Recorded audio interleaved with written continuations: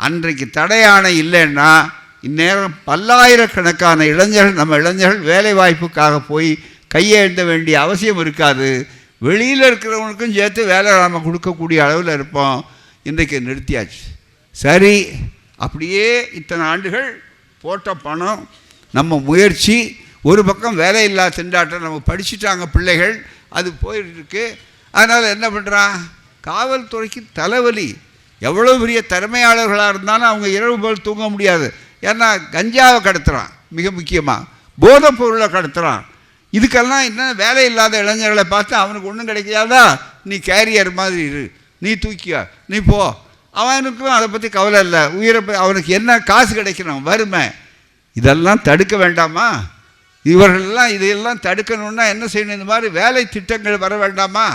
அந்த வேலை திட்டங்கள் வர வேண்டிய நேரம், இதுக்கு போராடி கொண்டிருக்கிற நேரத்தில் நல்ல வாய்ப்பாக நமக்கு ஒரு திருப்பம் ஏற்பட்டது. என்னென்னா, டிசம்பர் 22 3 மாதத்துக்கு முன்னால் இந்த 2202, இப்போ 2023, இப்போ பிப்ரவரி, அந்த டிசம்பர் 2 மாதத்துக்கு முன்னால் நாடாளுமன்றம் பட்ஜெட் செஷனுக்கு முன்னால் அதில் ஒரு பிஜேபிக்காரர் எந்திரிச்சு கேள்வி கேட்டார்.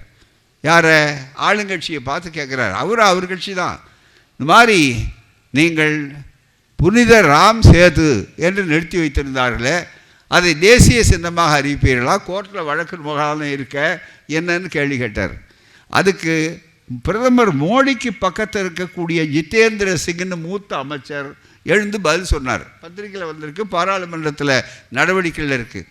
நாங்கள் இதுவரை அதற்காகத்தான் இத்தனை ஆண்டுகள் துருவி ஆதாரங்களை தேடி பார்த்தோம். அப்படி எதுவும் ராமன் பாலம் கட்டினாங்கிறதுக்கு எந்த விதமான ஆதாரமும் இல்லை என்று தெளிவாக சொல்லிட்டார்.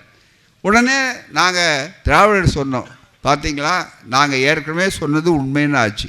கலைஞர் சொன்னது, நாங்கள் சொன்னது அத்தனை உண்மை, இது கற்பனை.